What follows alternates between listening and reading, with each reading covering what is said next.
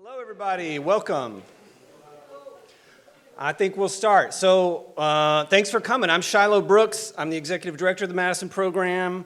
It's my pleasure to welcome you today. We're happy you're all here. If you're not familiar with the Madison Program, we explore enduring questions of American constitutional law, Western political thought.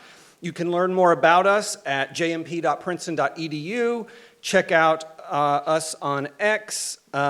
Subscribe to our newsletter. We have a wonderful podcast called Madison's Notes. You can learn about our upcoming events, both virtual and in person. So I want to begin by introducing the director of our Free Speech Initiative, Professor Greg Conti.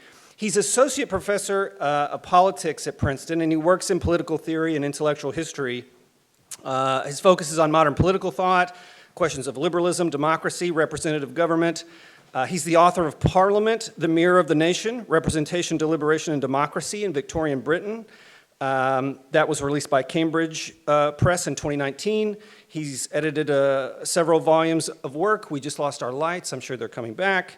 And I've been given to understand he's got a new volume on John Stuart Mill coming out at some point, edited writings, which I'm excited about. Yes. So at any rate, Professor Conti is going to introduce our speaker, Rob Henderson. So let's welcome Professor Conti.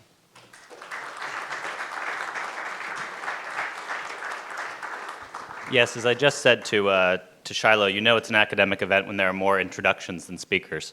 I'm very happy to have Rob Henderson here today. Rob is the best-selling author of this book here, Troubled, which he's going to talk to us about. Rob grew up in foster homes in California, as he details in the book, and then joined the Air Force and subsequently attended Yale on the GI Bill and went to Cambridge on a Gates Cambridge scholarship. He has a PhD in psychology from Cambridge. He is currently a senior fellow at the Manhattan Institute and a contributing editor for City Journal, and his writing has appeared in many notable outlets. He also has a Substack, which has over 60,000 subscribers, and I indeed am one, and am one of the people who pays, so I encourage you all to sign up for the paying version of the newsletter. So yes, let's welcome Rob. Thank you.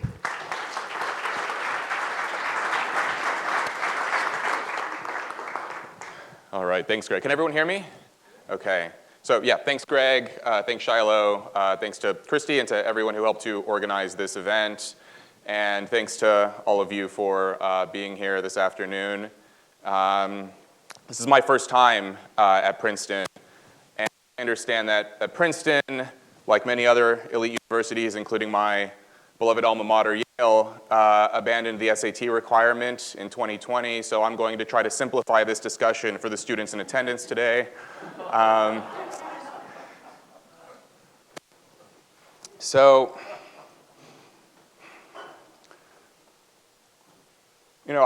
had some self-doubts when I was writing this book. Writing a memoir at such a young age. Writing a memoir in general is kind of a daunting task, but especially when you feel like you maybe haven't lived that much of life. But I remember in the early days of struggling with the manuscript, I had this conversation with a professor. I was still a graduate student at Cambridge at this time, and he was this kind of old British professor, and I told him about what I was working on, and does it make sense for me to write a memoir at this time? And he said, writing a memoir at a young age, that's an American tradition. He's like, Americans love writing about themselves. They love writing about them, especially young people. And I think he was alluding to people like Tara Westover and J.D. Vance and others. And as I started to write it,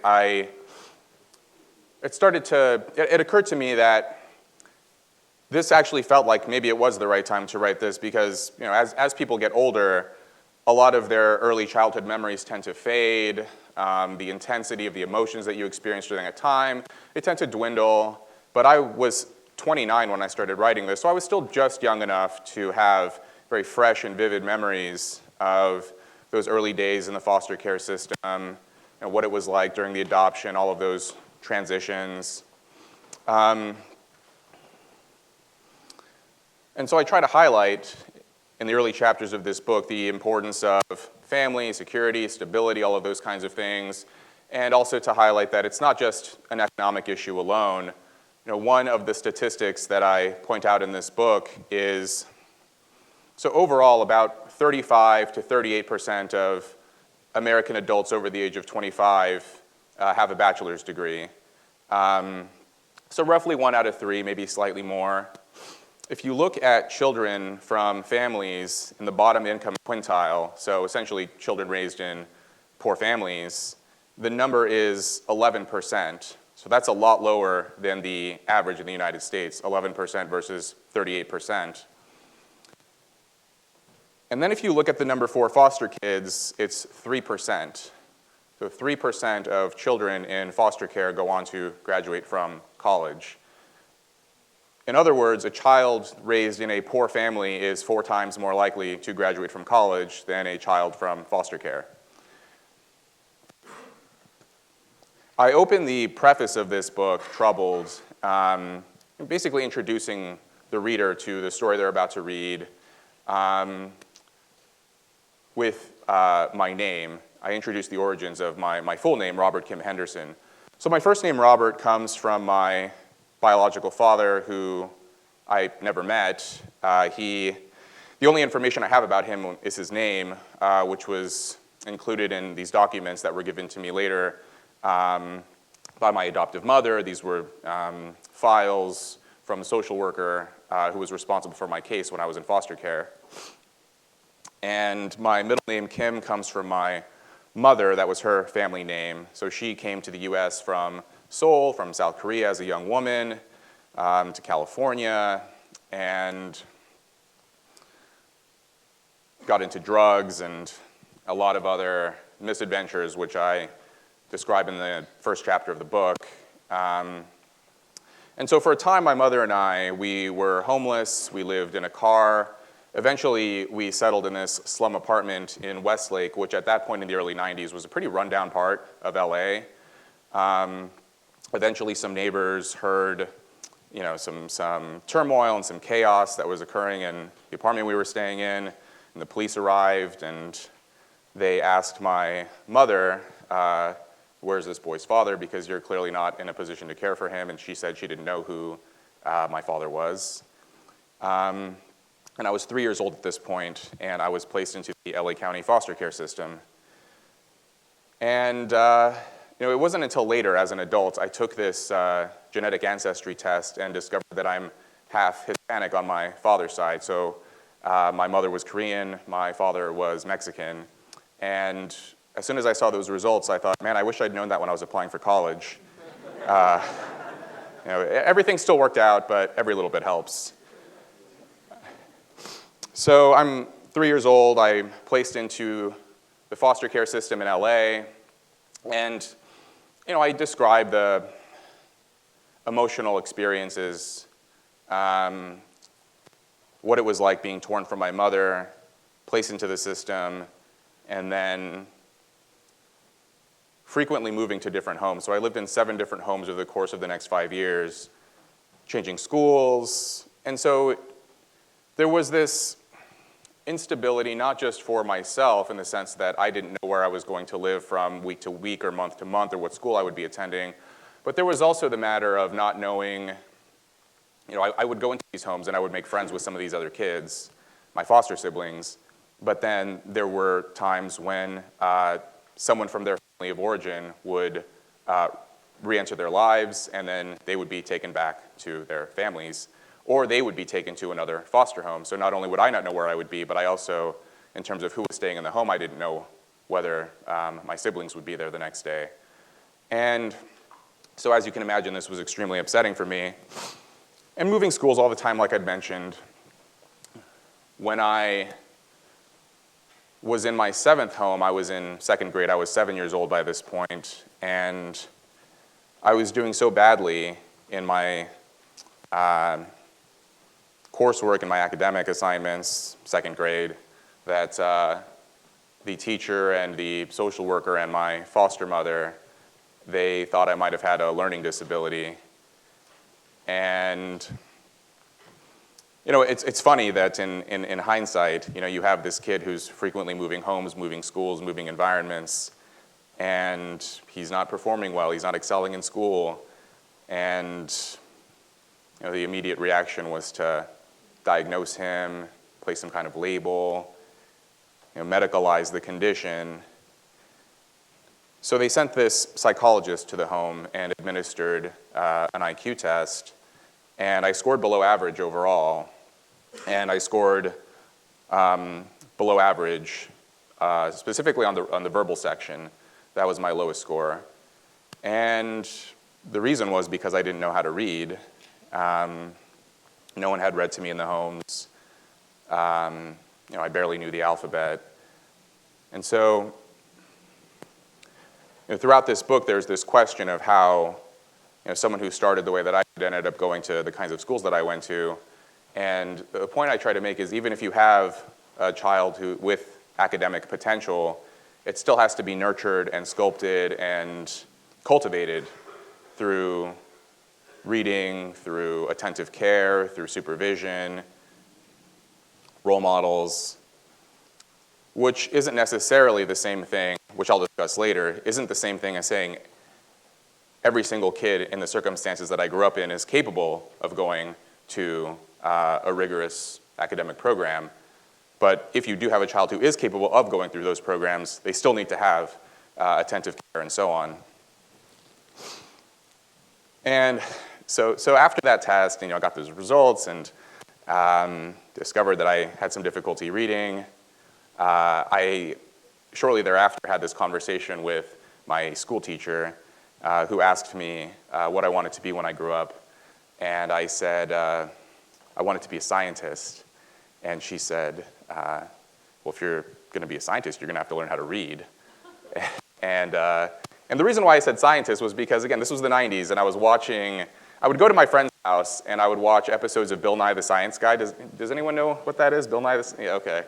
And so I'd watch that show, and I thought it was cool, and then I told my teacher I want to become a scientist because of Bill Nye the Science Guy, and she said, well, you're going to have to learn to read. And I said, well, Bill Nye doesn't read. And she said, well, you don't see him read on TV, but he does read. And so that motivated me to pick up some kindergarten level books, ask the teacher some questions about how to pronounce certain words, and over time essentially taught myself how to read.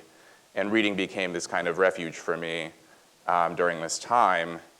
I could retreat, I could read. My foster mother was not exactly a kind woman, but one of her qualities, I suppose, was that when she saw me reading, she would leave me alone.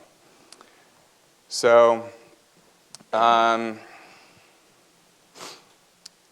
last name, Henderson, comes from my adoptive family. So,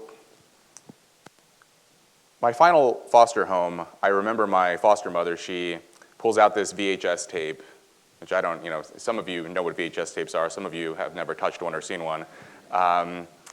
She pulls out this tape, she puts it in the VCR, and this video appears of this family, and she's like, Mrs. Martinez, my foster mother, and I, we had never watched anything together, but this time she's like, sit down with me, we're going to watch something together.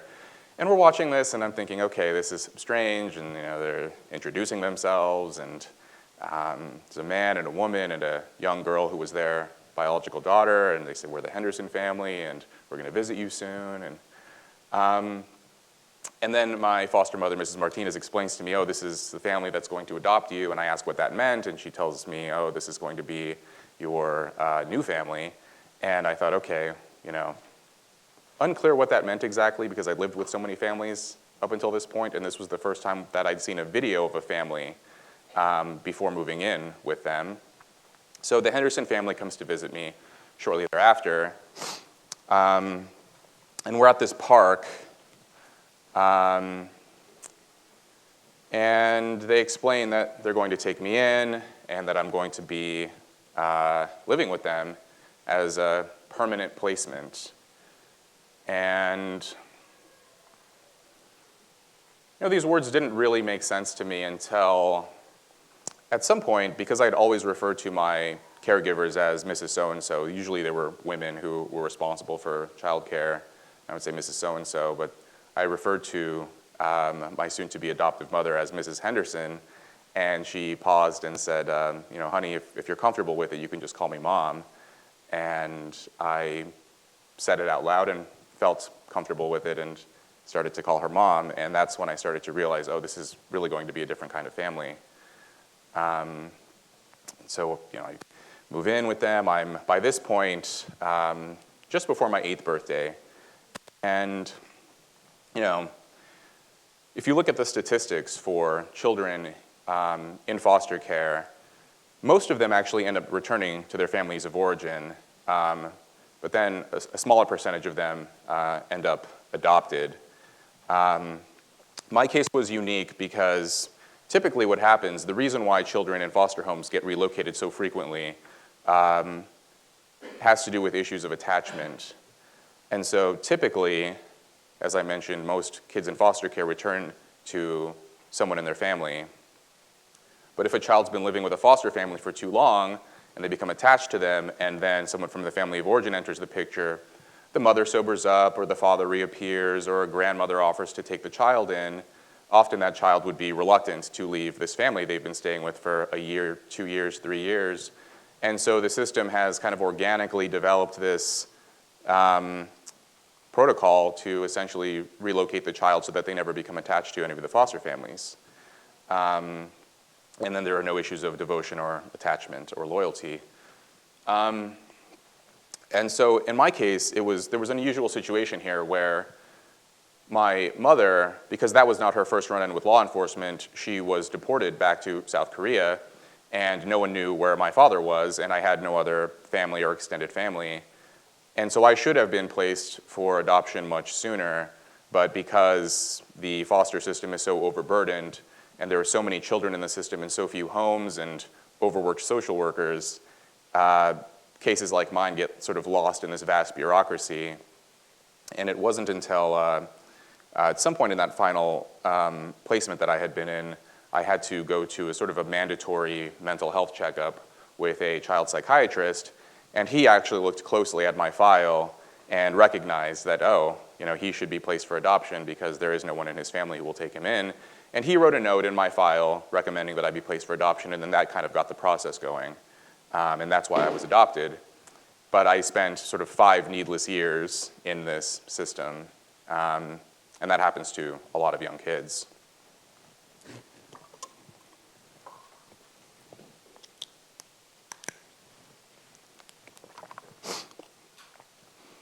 And so when I was adopted, it was 1999, and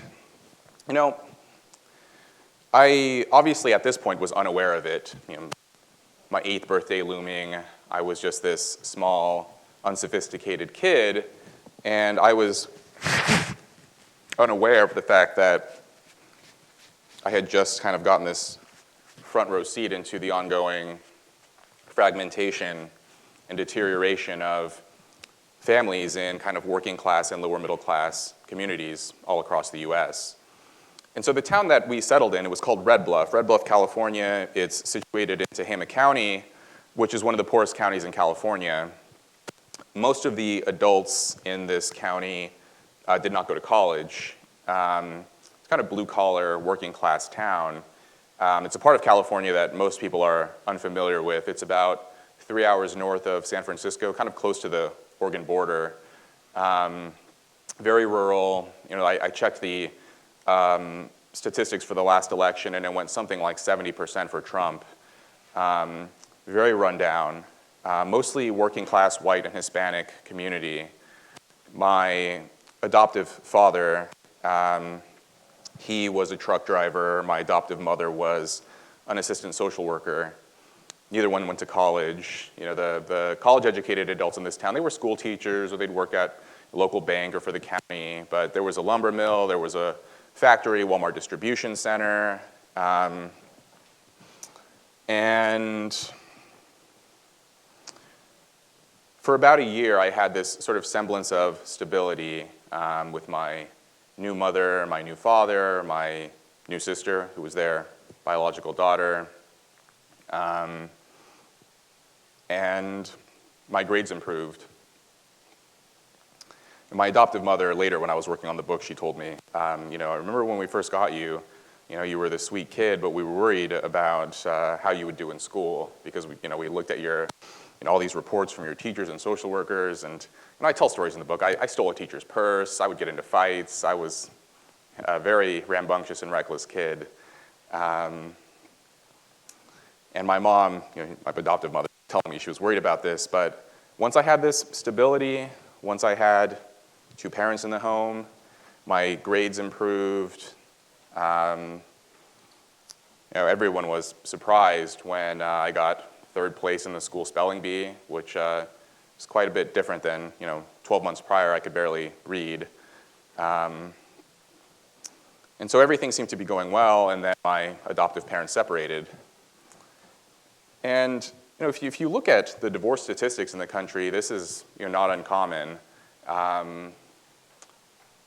There's this increasing class stratification for marriage and family where the majority of divorce and single parenthood and those kinds of things are concentrated in working class, lower middle class communities, college-educated people. Divorce is rare, and single parenthood is even more uncommon. And that was the norm where I grew up. I had 5 close friends in this town, Red Bluff, and of the 6 of us, none of us were raised by both of our birth parents. And one of the statistics I point out is that if you fast forward, or rather, if you rewind to 1960 in the United States, regardless of social class in America, 95% of children were raised by both of their birth parents, rich Americans and poor Americans alike, the vast majority.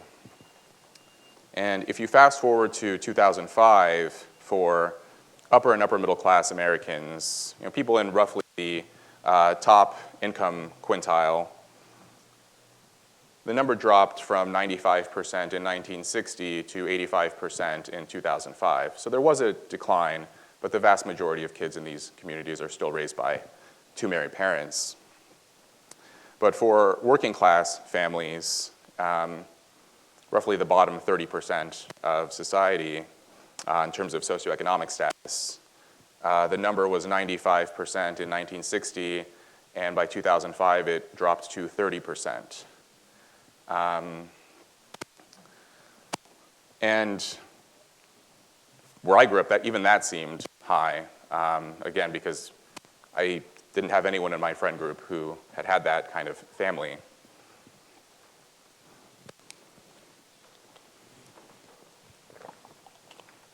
And so there was this divorce, this rupture. My sister took it harder than I did. I had been through so many different changes and relocations by this point that I was not really fazed by it. My sister, it was, for her, extremely upsetting. So she was 4 years younger than me, so she was 4 years old and I was 8. No, she was 5 and I was 9 by this point. And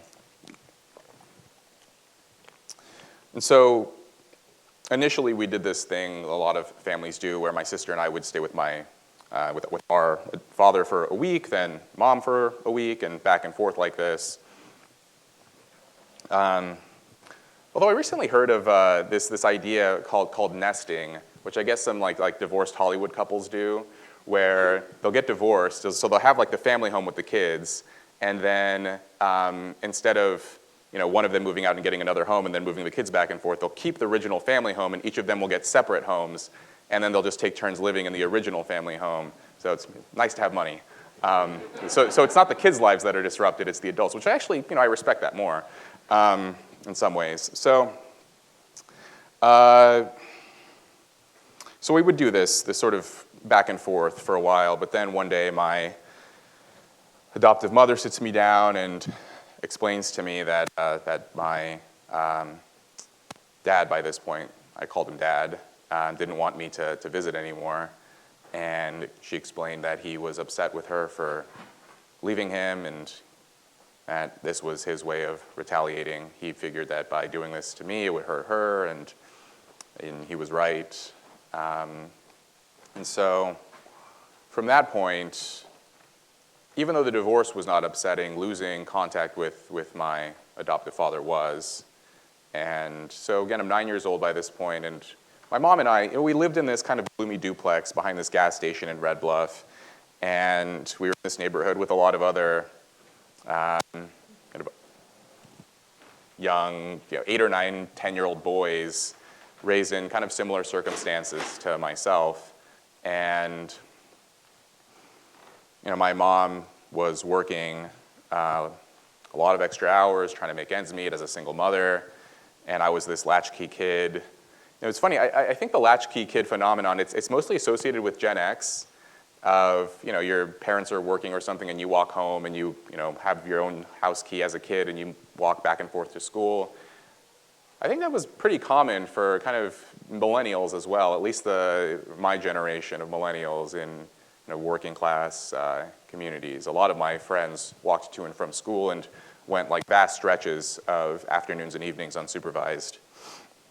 So, I'd hang out with these other kids, other boys who were also unsupervised for long stretches, and we would do things that little boys do when there aren't adults around, and we're all kind of trying to find ways to get into misadventures and pass the time. So we would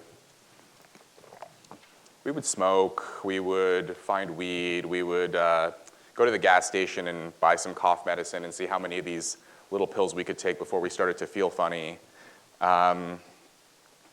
We would drink tequila. I started drinking beer in the foster homes when I was 5, but then by 9 we moved on to the good stuff and started drinking tequila. My friend, his mother had this medicine or this liquor cabinet, and then my other friend, we'd raid the medicine cabinets. And so that was kind of my life up until that point. And then one day my mother, we started having this visitor who would stay over. And her name was Shelley. And Shelley would stay over a lot. And one evening my mom and I, the way that I remembered it and the way that I wrote it in the book was that we were sitting in her car, and she explained this to me, that she and Shelley were actually in a relationship now, and that they were together, and that we were going to be moving into a house together as a family. And I was 9 years old, just before my 10th birthday by this point, and this was 2000, I think. So this was sort of way before a lot of sort of LGBT representation and stuff. Like, this was not nearly as mainstream as it is today. So this blew my 9-year-old mind. I'm like, whoa, because you were married to a man and now you're with a woman. And that was a bit confusing to me as a little kid. But then Shelley stayed over a lot, and I got to know her, and we got along well. And so, just another change in my life. And turned out I actually really liked Shelley. We grew pretty close during these years, from roughly 9 to 13. And again, while they were together, and there were some hiccups and plenty of arguments during this time, but once again, my grades improved. I was doing well in school. I was studying. I was focused. We would have family dinners, which we didn't often have before when my mom was attempting to raise us by herself. And on the strength of my grades from middle school, I was placed into these advanced college prep courses for high school. But then the summer before my freshman year of high school, Shelley was shot. And it was a total unexpected, tragic accident, which I explain in detail in the book. We were a period where we were uncertain whether she would survive, and then we learned that she would, but then there was this period where we were uncertain whether she would be paralyzed because the bullet kind of hit like right next to her spinal cord. And this completely kind of transformed the dynamics of the family, and financial strains during this time. Shelley was unable to work, and my mom took time off of work to help care for her. And we were already kind of struggling financially to begin with. And so this was a very rough first year of high school for me. And again, there was this kind of reversal, which you could see reflected in my grades and in terms of, my attitude toward school in general.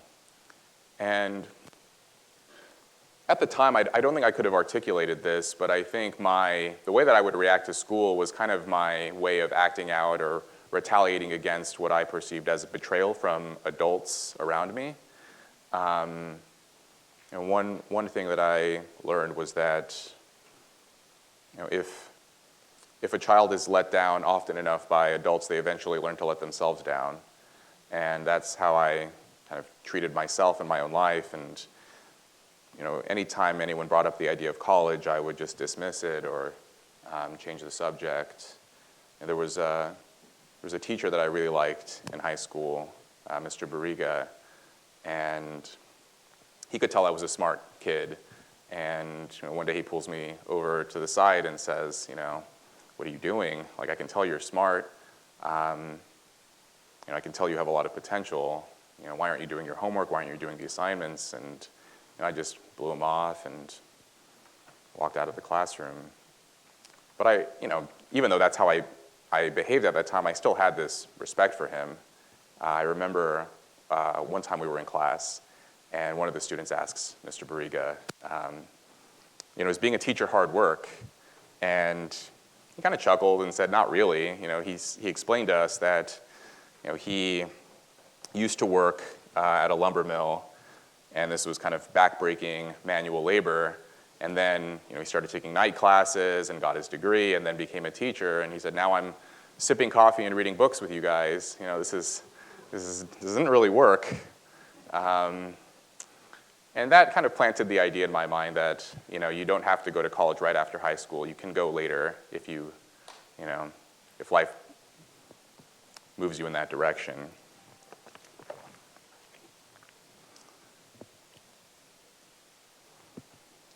But it also, kind of put into perspective what work was. Because that was one of the, one thing that kind of differentiated me in some ways was that I would work. I would volunteer in my neighborhood. I would rake leaves. I would clean gutters. I would wash cars. I really just enjoyed having money, and that was kind of the way to do it. And then eventually I got my first job in high school as a dishwasher. And I remember I was 15 years old. I got my first job at this Italian restaurant washing dishes. And by this point, I was smoking a lot of weed. And I asked one of my older coworkers who, on the job, he was usually high. And I would ask him, hey man, can you hook me and my friends up with some? He's like, Rob, you shouldn't be smoking weed, man. And I was like, you're a hypocrite. Like, I know you're high every day. And he looks at me right in the eyes. And again, I wasn't doing well in school. No one could really, my teachers could tell, but most people would not have assumed that, oh, this kid's going to go to college someday or whatever. This guy, he looks at me. His name was, I don't know if this was his real name, but this is what we called him, Raider. I don't know if that was his name, but he was known as Raider. Raider looks me in the eyes and he says, Rob, I'm smart. And when I smoke weed, I go from smart to normal. And he's like, Rob, you're normal. If you smoke weed, you're going to go from normal to retarded. And, I couldn't argue with that. But he wouldn't sell it to us, but we found it from other sources. And so, after the accident, the family tragedy of Shelley's shooting, eventually they received this enormous financial windfall from the insurance company of the shooter, several $100,000. This was the mid-2000s in California, and everyone knows, that the best investment is real estate. And so we moved into a new family home, bigger house. They started to buy other properties in town, thinking they would just flip these houses and make even more money. But this was, there was a kind of a conflict between my mother and Shelley about this. Shelley wanted to do this. My mother was a bit more apprehensive. But they ended up buying, I think, 3 or 4 different houses in total, and they bought them at exactly the wrong time. 2006, 2007, right before the housing crash, right before the financial crisis, had engulfed the entire country, but it was kind of happening early in California.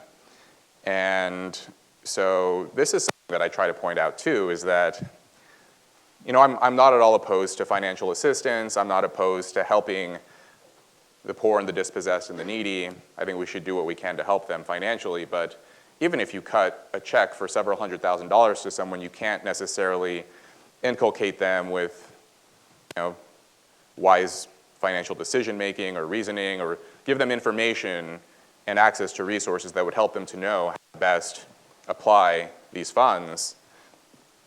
And so, you know, my mom and Shelley, they were very innocent to the whole sort of investment world, and so eventually those homes were taken by the bank. Our house was foreclosed, and you know, I'm rushing through this, but this was kind of a year-long period of, you know, suddenly we have this windfall, and they bought a new car, a boat, a new house. It was like, whoa, you know, after so long, you know, this very painful period of watching Shelley go through her recovery and get back on her feet, you know, literally. And then we have this money and all these gadgets, and it's so nice, and then suddenly these are, you know, they're all wiped away. And they had to sell these belongings, and they decided to move to San Jose, which is about 4 hours away from where we lived. And I decided to stay in Red Bluff. It was the summer before my senior year of high school, and they reluctantly allowed it. And so I stayed there and wanted to be with my friends. I wanted some semblance of permanence and stability. I didn't want to move again.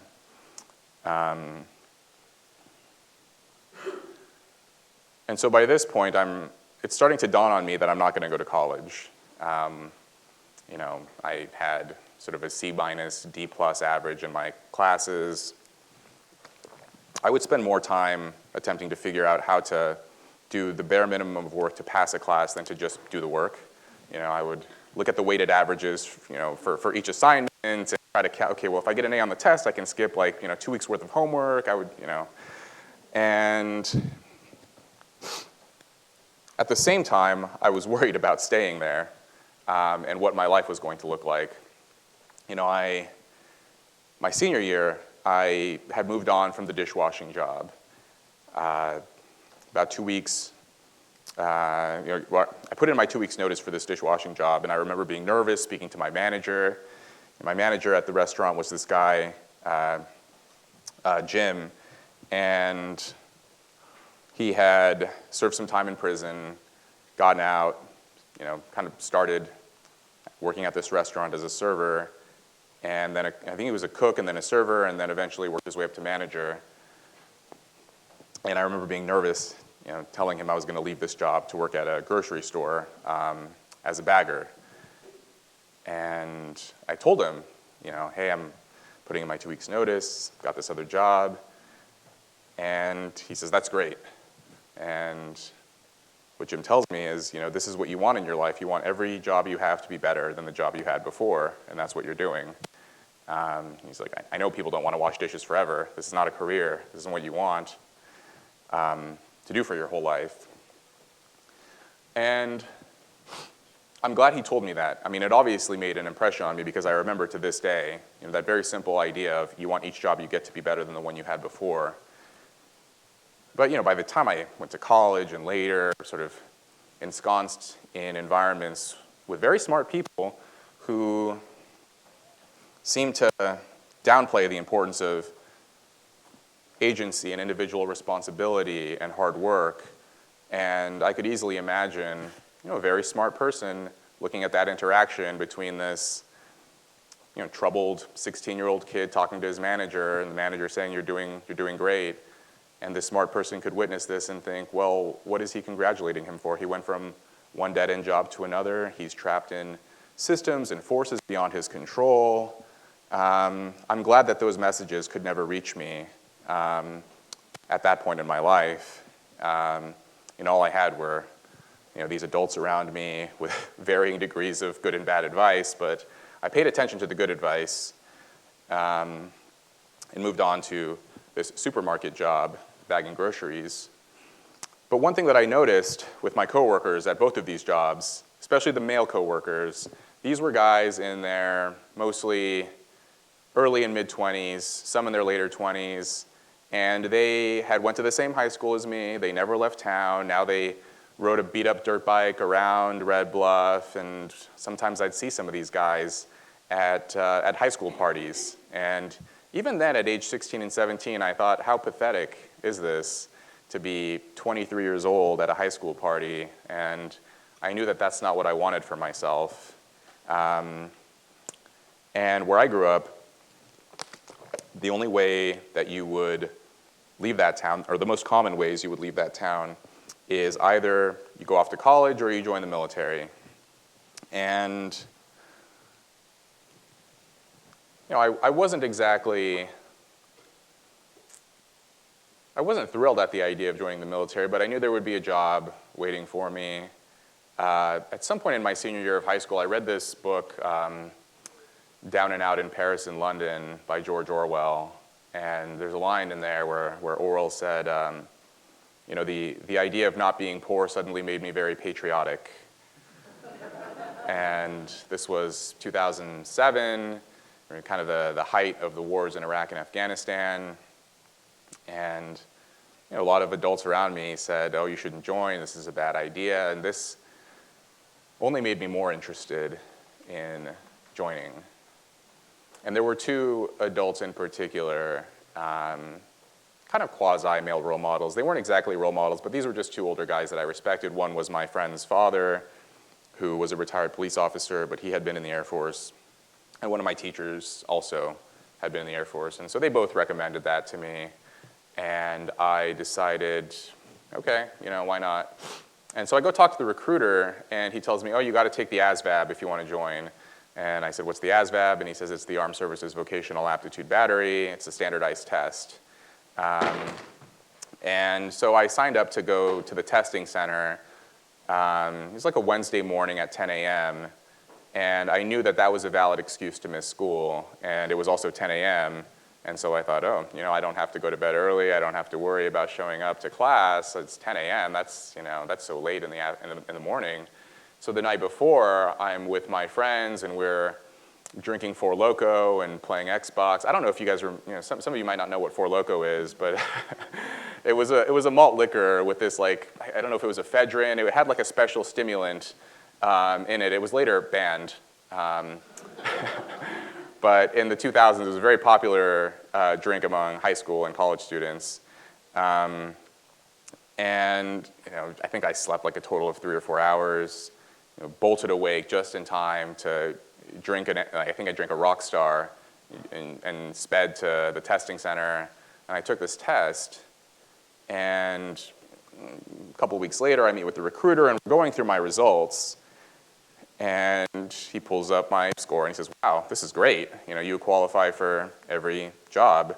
And he shows me that you can convert the results into SAT scores. And I saw what my score would have been, and I realized it was the same score as one of my classmates who was going off to college. This guy, Ryan, who always got straight A's. He was known as the smart kid at our school. And I saw that our scores were basically identical. And that, to me, was the first time I actually thought to myself I had sort of visible evidence, oh, I could have gone to college if I had actually tried. At that point, though, it was too late. I thought, okay, maybe I can revisit this idea of college another time. But at least I know maybe I'm capable of doing it. So, graduate high school, I get on this bus, go off to Lackland Air Force Base for basic training. And this is August in Texas. I don't recommend going to basic training in Texas in August. But I didn't know any better. I just wanted to get out of there as soon as I could. That was the earliest ship-out date, so I think this was 6 weeks after graduation. And there were a couple of reasons why I chose the Air Force in particular. One was, it was the branch that these two older men had recommended to me.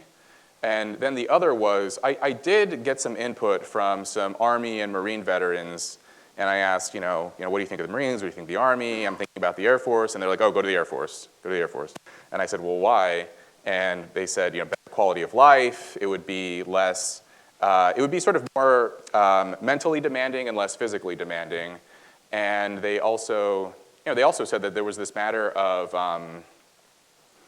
well, they mentioned quality of life, but essentially, if you visit an Army base, some of those buildings were constructed during like the Civil War. And so it's like, they're old. Some of those buildings should be condemned. I visited, plenty of Army bases. And the Air Force was established in 1947. And so everything's just newer. Newer and cleaner and more well-kept. But that part about, it's going to be less physically demanding, that stuck in my mind. And so, okay, basic training, what is it going to be like? Glorified summer camp. And we get off the bus at Lackland, and immediately the instructors are shouting at us, this isn't the fucking chair force.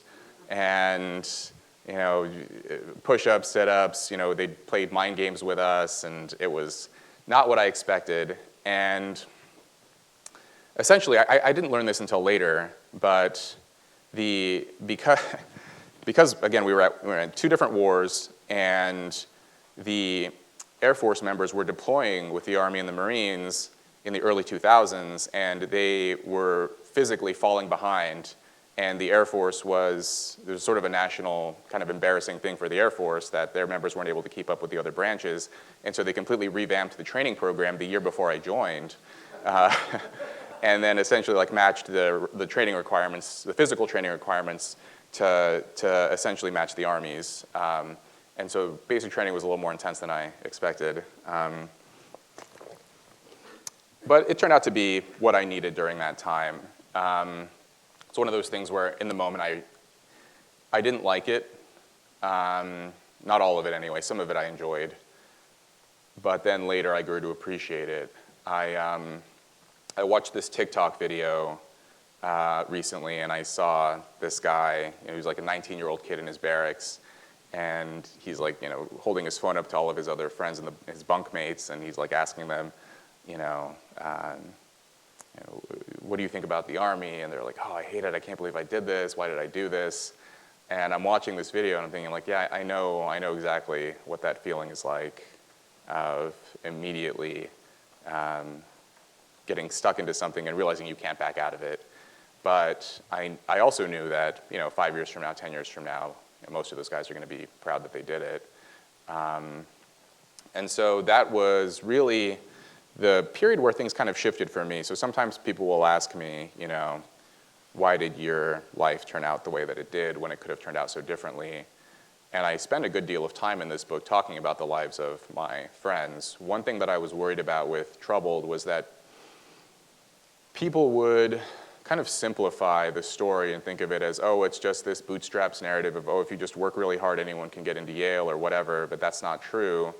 And one way that I attempted to communicate this was to tell tell the stories of the lives of my friends and how they ended up. I had 5 close friends in high school. I think I mentioned that. The younger brother of one of my friends was shot to death when he tried to join a gang. And then 2 other friends went to prison.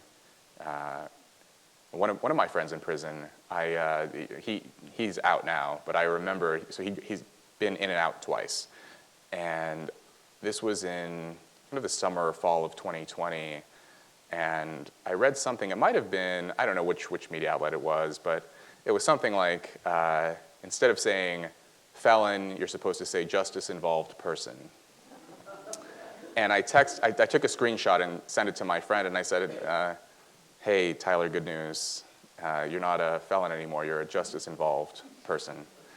And he texted me back, okay, Rob, you're not a college graduate anymore, you're a classroom-involved person. And I had other friends in kind of varying situations around working and menial jobs, working at a batting cage. One friend who's been kind of stuck in this holding pattern in community college. And that's kind of a typical outcome. 60% of boys in foster care are incarcerated. And again, only 3% graduate from college, so a boy in foster care is 20 times more likely to be incarcerated than go to college. So that was really the kind of turning point, that was like the best decision I'd made up until that point, was getting out of Red Bluff as soon as possible, putting myself in a different environment, this sort of rigid structure. And I'll sometimes only half-jokingly say that universities claim to promote social mobility, but often what they do instead is re-entrench social hierarchies. And the military, in contrast, is an explicit hierarchy that inadvertently promotes social mobility. And it has been sort of this engine of mobility for much of the 20th and 21st centuries. And so I was kind of one data point for that, I suppose. And so I spent 8 years. It was 8 years in the military. There were some setbacks, some hiccups, some mistakes that I made along the way, which I dwell on in kind of the middling chapters of Troubled.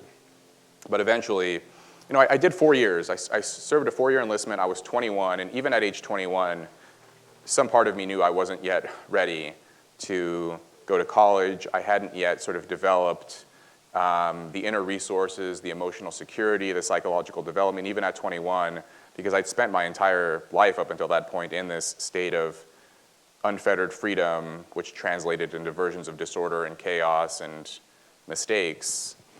And so I signed for another 4, and then by 25, 24, about a year before my enlistment, that was when I started to realize, okay, I think I'm ready. I think I can go to college now. I've sort of become equipped with enough tools to be self-sufficient and independent without having to rely on this vast, suffocating structure around me to ensure that I would make good decisions. And that was one of the benefits of the military. One thing I noticed with my friends is once we all left home at age 17, 18, 19 years old, we already had plenty of freedom before then, but then after, a lot of that freedom they used was kind of misapplied to make their lives worse. It was sort of short-term, fleeting enjoyment, followed by hangovers and financial catastrophes and a lot of pain. And the military kind of shortens the consequences for everything. If you fail a drug test, you're court-martialed, you go to prison. If you don't show up to work on time, you're court-martialed, you go to prison. It's like, you just basically, you're not really allowed to fail. And that was really helpful for me. And weirdly, I think some of my friends longed for some kind of structure or stability. I mentioned my friend, I call him Tyler in the book. He went to prison twice. The first time, after he got out, he said that he missed it. He said he missed the predictability and the structure, knowing what to do, knowing what time they were supposed to eat, what the agenda was for the day. And then when he got out, it was just, you have the whole day ahead of you and you can do whatever you want.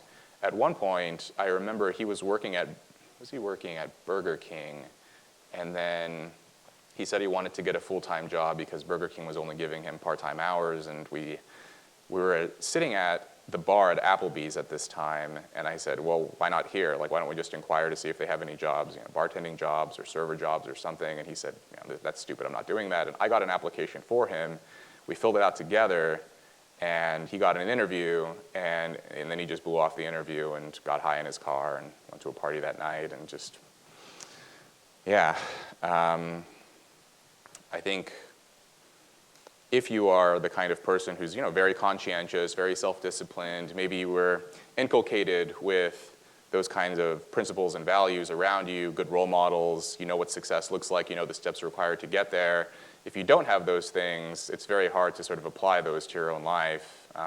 It's hard not only to learn them because you don't see them and no one teaches you, but then even when you do know them, to apply them, especially when people around you aren't.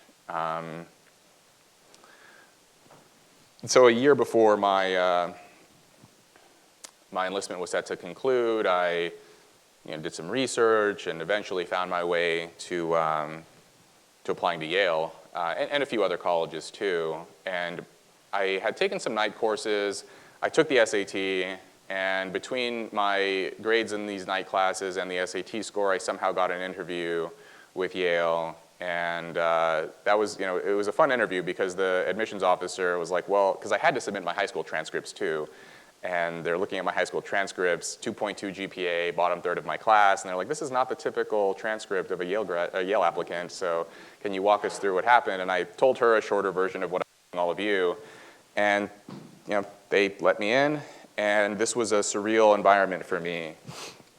Growing up in the foster home, Red Bluff, and then the military, and now I'm at Yale, and this was the fall of 2015, and this was kind of an inflection point in kind of the ongoing debates and discussions around higher education, which at that point I was completely unaware of. No one in my family went to college. I had no idea that there were these discussions going on about what was the purpose of higher education. Was it the pursuit of truth? Was it pursuing some form of social justice? Was it something else? What was the mission? And I had no idea that debate was ongoing.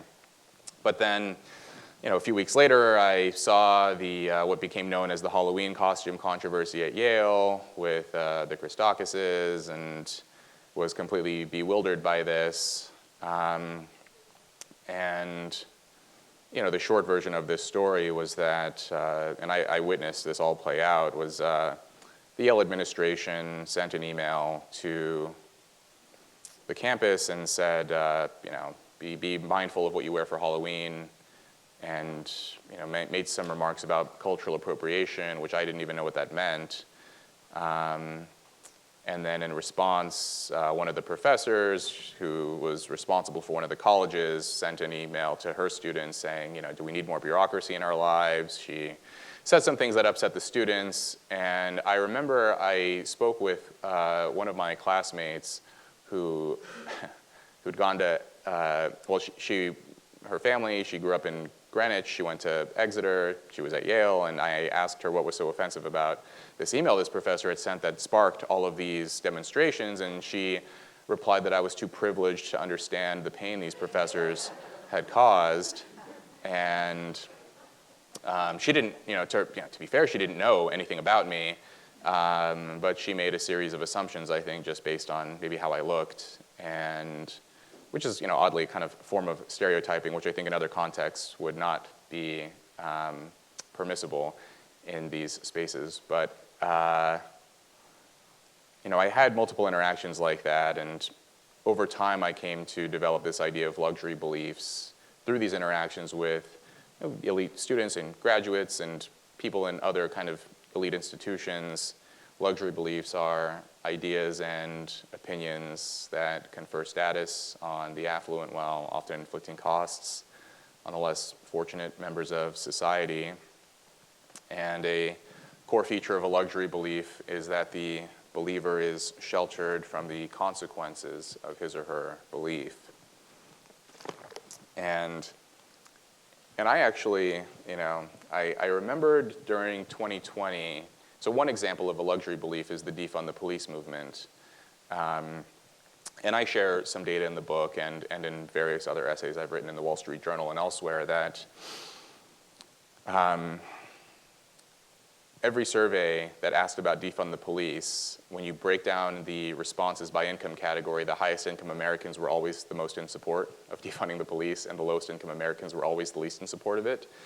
When you break down the responses by political party, white Democrats were far more in favor of defunding the police than black and Hispanic Democrats. And yet, we got this kind of distorted picture of this movement because of mass media and what tends to go viral on social media, and I think people kind of came away misunderstanding what was really going on there. And you could see, during 2020 and 2021, violent crime did increase, and the primary victims were poor and marginalized people. Those were the main victims of violent crime and assaults and homicides and so on. And so, you'd open the pages of the New York Times or the Wall Street Journal during this period and say, oh, year over year, crime has increased X% since 2019. But then, in 2022, there were several high-profile cases of a couple of journalists were shot. There was a tech executive in San Francisco that was stabbed. And these individuals were identified by name in the media and had articles written about them and their lives and how this horrible, tragic event befell them. And I was looking at this and seeing, like, oh, if the peasants are killed, they're just folded into statistics, but when a modern member of the aristocracy is killed, they get a whole article written about them and their lives and how tragic this misfortune was. And so these ideas were initially arose through some of these experiences I'd had as a kind of non-traditional student. I remember in 2016, the day after the election, I go to class and I'm sitting there alone. There's no one else in the classroom, and I don't know what's going on here. And then finally another student arrives, and she and I look at each other like, where's everyone? And then we open our emails, and we see this email from the professor saying, it's a dark day in our democracy, and we're so sad, and we need to stay home today, and collect our thoughts and our energy and whatever. And so I'm like, okay, class is canceled, fine. I put my laptop in my bag, and I get up, and I walk out, and the campus is kind of a ghost town, and I'm realizing, a lot of the classes were canceled this day. And yet, as I'm walking around the campus, I still see the landscapers cutting the grass. I still see people washing the windows. I go to the dining hall, and I still see the staff serving food. And so, what I saw, again, was, the staff have to keep the castle clean so the aristocrats can stay home and cry. And during this time, I was also, I was reading a lot of kind of old school sociology, famous book, The Theory of the Leisure Class by Thorstein Veblen.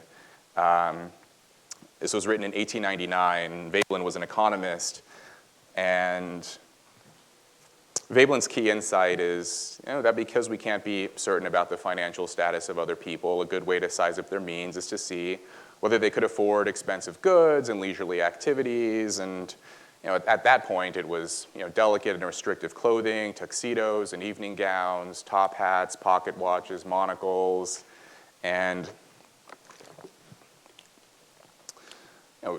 leisurely events, golf and beagling, and certain activities that essentially required a lot of economic capital.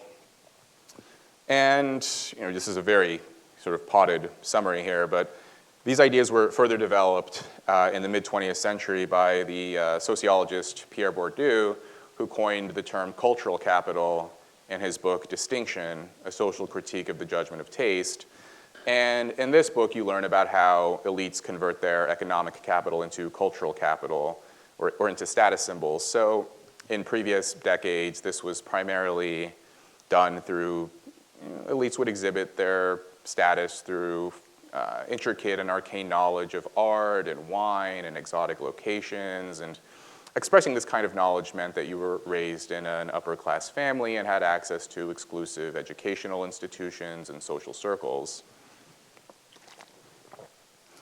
And my claim is that today this is done with luxury beliefs. Every luxury belief that I point out in the book and in articles and elsewhere, I find survey data and I find that the highest income Americans are in support of these types of ideas, decriminalizing hard drugs or profiting from addictive technology while being very careful and mindful of how you use devices at home for your own children. These tech executives who get rich and then send their own kids to these Montessori schools or places where they only use pen and paper and there's no technology allowed. There was a story out of LA County in 2013, and this is where I spent my time in foster care, where LA County bought 10,000 iPads because they were promised that these tablets would improve learning outcomes for kids in these schools, and instead, learning outcomes declined. And this was because, if you give a kid an iPad, he's not going to be doing arithmetic and learning how to, spell. These kids would jailbreak their iPads and play Angry Birds or whatever kids were playing in 2013. But someone made a lot of money with those 10,000 iPads, and whoever made that money probably, they weren't sending their own kids to schools with iPads. And so there's this kind of duplicity here where people will support one thing, but then privately live very different lives. And this was true for the defund the police movement. This is true for family, beliefs around family. So if you look at statistics around, is it important for children to be raised by two married parents, the highest income Americans are the least likely to agree with that statement, the least likely, but they are the most likely to actually be married before they have children. And so it seems their actions contradict their beliefs. And weirdly, there seems to be this situation now where the Yale Law School professor, Daniel Markovits, he wrote this book, The Meritocracy Trap, came out a few years ago. He uses this phrase for modern elites, non-practicing libertines. And what he means by this is, if you measure social attitudes around relationships and marriage and sex and these kinds of things, college-educated people, especially graduates of elite institutions, are very relaxed and people can do whatever they like. But then privately, they live very conventional lives. They work really hard, they go to school, they get jobs, they earn money, they buy a house, they get married, they have kids, and modern elites will walk the 50s and talk the 60s. And this is kind of a reversal of the old form of elite hypocrisy. Sometimes what I'll refer to as the JFK model of elite hypocrisy. So Kennedy was, as we all know today, he was a very flawed man. He's a philanderer, often absentee father, but the image he presented to the American public was that he was a good father, a good husband, good family man. But he wasn't that. He didn't live up to his own ideals, but he thought it was important to present and project that image to the American public, that this is an ideal we should aspire to. And so in the old days, elites would, privately hold up these conventional values and privately stray, and now modern elites seem to do the reverse, where they will sort of privately live by these conventional values, but publicly support or endorse straying from them. And these were attitudes that I'd never encountered before arriving at Yale. Where I grew up, most people thought marriage was something to aspire to, despite the fact that a lot of people weren't married. They longed for these things, but it was just hard. When there's sort of economic strain, but then there's also this cultural piece as well of what forms of life should we aspire to. What should we value? How should we live our lives? And it can be very hard to know that, here's sort of most people are fully aware that, two married parents, that's kind of the best situation for young kids, but knowledge alone isn't enough. You can be aware that something is good for you and still fail to do it unless that message is unless you're repeatedly exposed to this message from the people around you, from the leaders in your society, from people who are admired and respected and wield a lot of social and political influence. Everyone knows that smoking is bad for you, and yet, every pack of cigarettes still has that little message on it that smoking kills. It's interesting because now, I remember when I was a kid, smoking was considered kind of bad, but weed was really bad, and now it's the reverse, where if you see like packages of edibles, they look like the packages look like they're for Sour Patch Kids, these little gummies. But then you buy a pack of cigarettes, and it's black lung and a dying fetus and 3 skull and crossbones and a doctor giving you the middle finger and saying, it's like total reversal here over the last 15 years. And so the luxury beliefs idea, there are kind of, the reason why I say it's associated with class, first there's the survey data, but this is kind of a long-running discussion around kind of the sociology of social class. There was a great book that came out in the 1980s called Class, A Guide Through the American Status System. And we go till 6, right? 6 o'clock, is it? Okay. Yeah, so A Guide Through the American Status System. And the author, Paul Fussell, points out that there are 3 ingredients of social class. So, and what you believe is important for class also is indicative of your own social class. So the first ingredient is money, how much money you have. That's an important ingredient. But then there's also education. Did you go to school? Where did you go to school? How far did you go? And who did you meet while you were there? What kind of social capital did you accrue during those experiences? And then there's cultural capital, habits, tastes, how you carry yourself, the vocabulary you use, the opinions that you express. This was also a point made in another great book, more recent book, came out in 2021 called Wasps, The Splendors and Miseries of an American Aristocracy by the author Michael Knox Barron. And the book is about white Anglo-Saxon Protestants. This was the American ruling class from roughly the mid-19th to the mid-20th century. And I'm assuming visitors of Princeton probably know what WASPs are, but I had no idea what this term meant. When I first arrived at Yale, people are talking about WASPs and the legacy of the WASPs, and I'm like, what is this? The insect? So I read this book, Wasps, and the author, one thing he points out, which is really interesting because I thought that I had come across something novel, this luxury beliefs idea. The phrase is new, but the idea has been around for a while.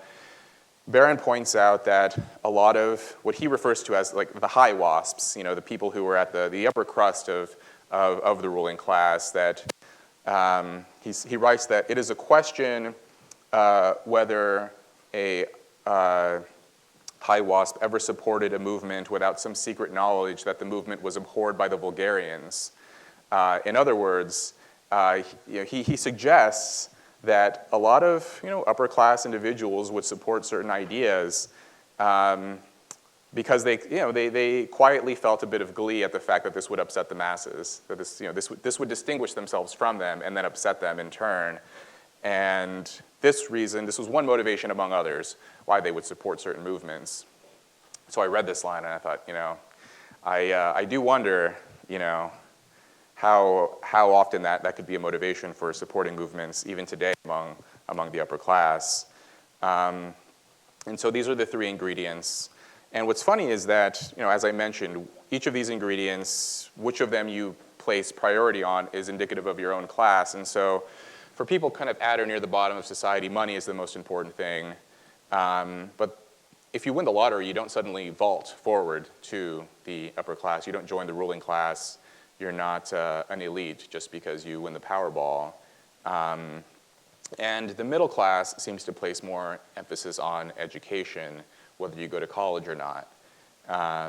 Which is why in a lot of middle class families, even if you could choose an occupation in the trades where you would earn just as much or more as a white collar occupation that requires a degree, they would prefer you to go to college rather than work the job that would pay more in a blue collar field.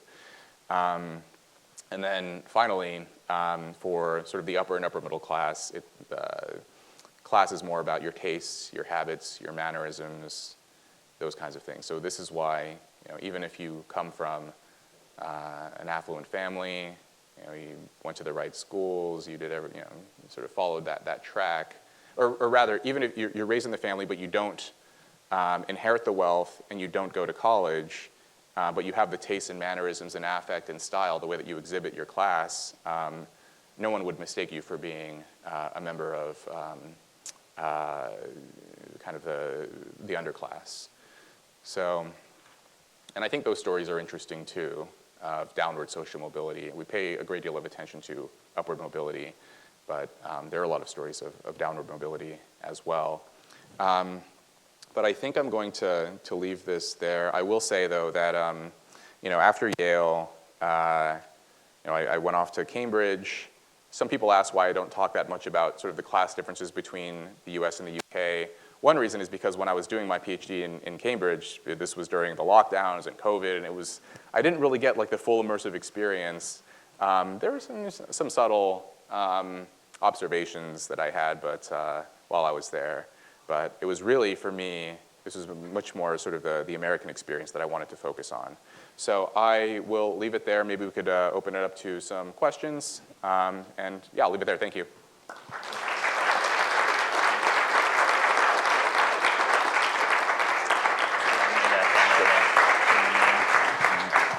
Great, so we'll thank Rob for that talk.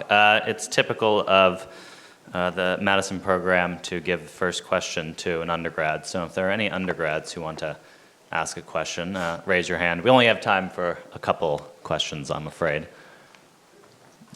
Anyone? Yeah, right here. I'm not an undergrad, I'm a grad student, so I don't know if that counts. Fair enough. You've already got the microphone in your hand. What can we do?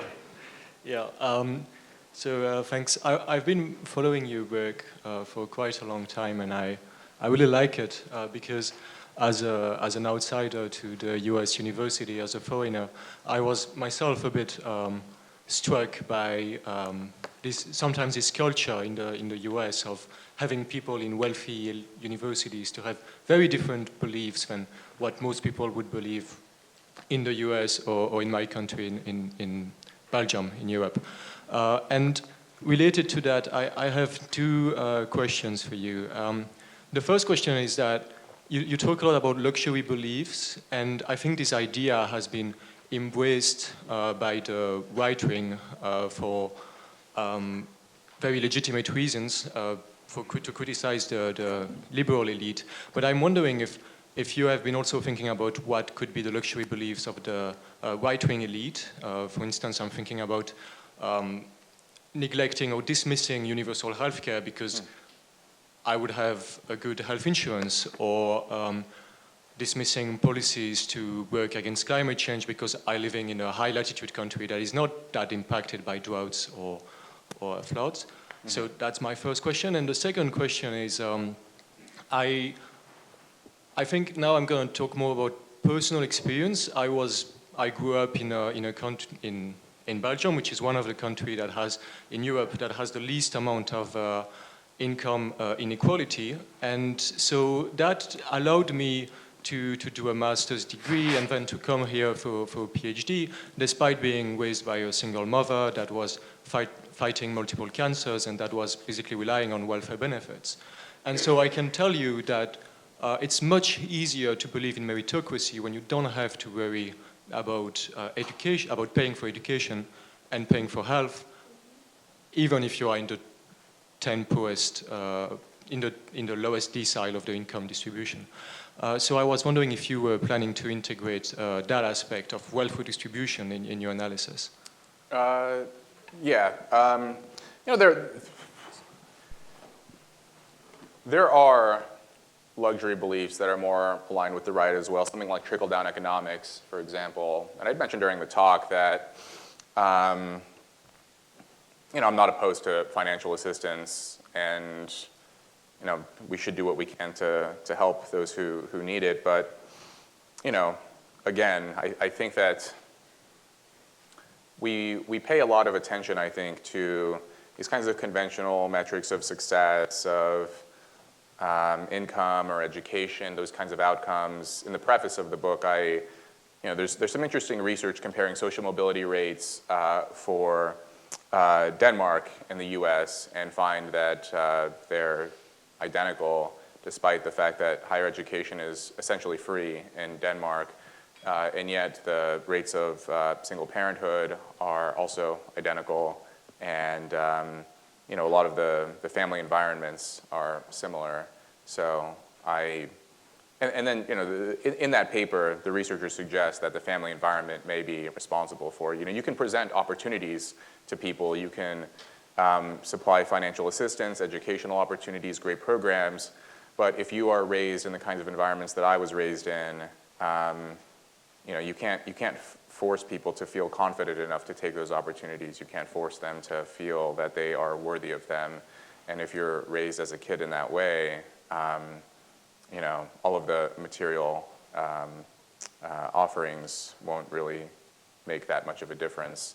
And even for me, despite the fact that I was a relatively curious kid, you know, I was the only one of my friends who would read for pleasure, for example, and I would practice the math exercises in the textbook. None of my friends would do anything like that. But even for me, it still took 8 years in the military. It still took a lot of self-work, and you know, it was a very long struggle before I could finally get to the point where I felt comfortable enough to go to college. And I don't think that's not a replicable path for most kids anyway. I mean, ideally, we would look at what happens before the age of 18 rather than after, and focus on the kind of family environment too. And you know, financial assistance is a part of that, but also instability. So, other questions? Sure, right here. Oh, thank you very, very much for that. I haven't had a chance to read your book, and you may talk about it in the book, but would you recommend that foster children be left longer? Like, do you think, you spoke of being moved from family to family, and that's a systemic, that the goal is to not have children get too attached, right, to be able to go back. Is that not worth the pain that it inflicts on the children, and is not being attached to anybody worse than a difficulty in reattaching to your birth family? If you have any thoughts on that, but that just really touched me and struck me, and I'd like to hear more.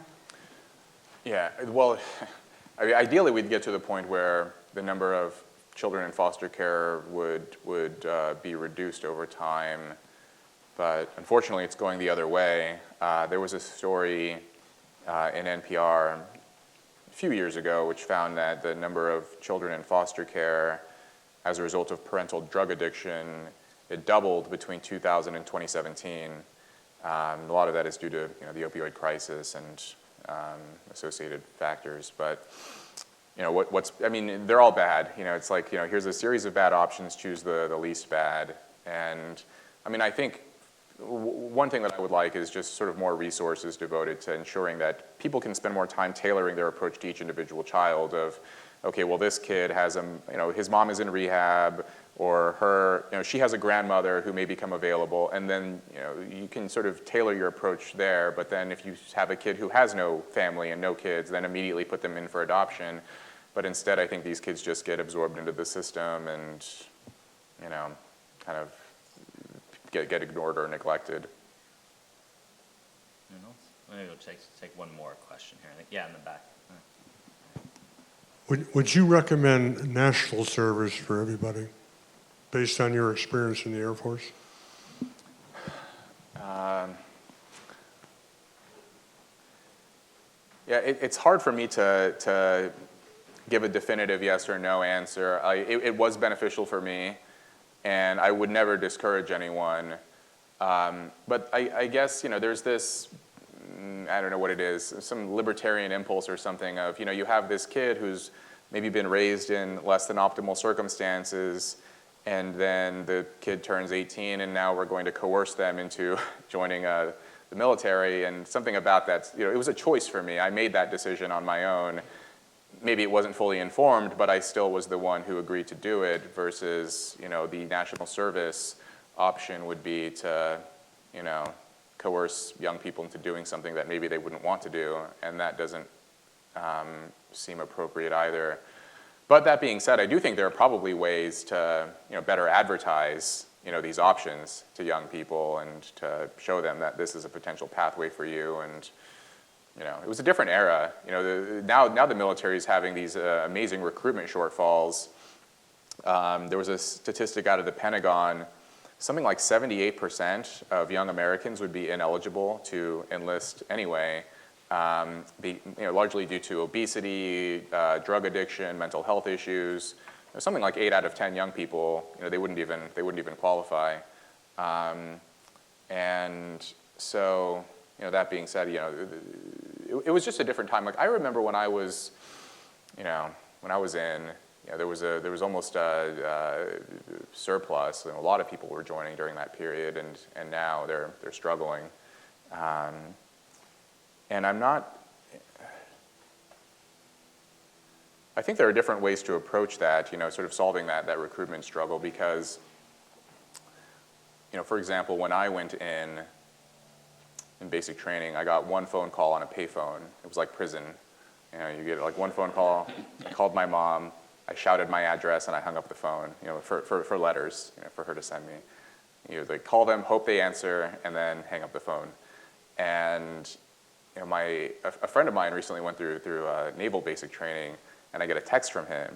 And I'm like, how are you texting me right now? And he's like, oh, we get an hour of phone time every week. And I'm like, you get an hour of phone time every week, And yeah, and so in some ways, like I think they're attempting to recruit people the wrong way of, oh, you get an hour of phone time, you get all these benefits, you get these perks. But I think there's also another way to present these options. If you're going to improve yourself, it's going to be hard, and that actually might be a more appealing story. But anyway, I'm digressing. Well, on that call for a more, Oh, we'll do one more, I Okay. guess. Sorry. All right, yeah, I'll make it quick. You've kind of talked about luxury beliefs in the particular context of, of a particular subculture, highly educated, wealthy liberals. Would you consider, in like a different subculture, if you take maybe a slightly different political and media environment, would you consider something like the belief that routine vaccinations are unsafe or ineffective to be a luxury belief, and that it can confer status relative to a certain subculture? You know the truth, you're kind of awake to truths other people aren't. But if someone were to follow that advice and, skip their kids' MMR or Tdap, the consequences could be dire, especially if everybody followed that advice. Yeah. Would you consider that to be a luxury belief relative to a different subculture, or would you consider it to be something else entirely? Yeah. I mean, I noticed that, it was this 2021 or something, you would see like Fox News anchors, subtly question the vaccine, but then the media would report that they were getting vaccinated and their own kids were getting vaccinated. And so, I would agree that is sort of falls under that same framework. But, we're in this weird situation, everyone knows about sort of the declining trust in institutions. One of the weird things that happened is, occasionally during, this was maybe when he was campaigning, occasionally Trump would attempt during his rallies to claim credit for Operation Warp Speed, and he would say, we did the vaccine, and Biden tried to take credit, and the crowd would boo him. And so, that's how far trust has fallen, that even the Republicans don't trust their own leader, even when he tries to take credit for something that he himself supported and wanted. So, yeah, I think we have a lot of work to do to repair trust in this country. So, Well, great. On that call for a more Spartan military and reminder that no one trusts anyone, we'll thank Rob for a very stimulating talk. Thank you.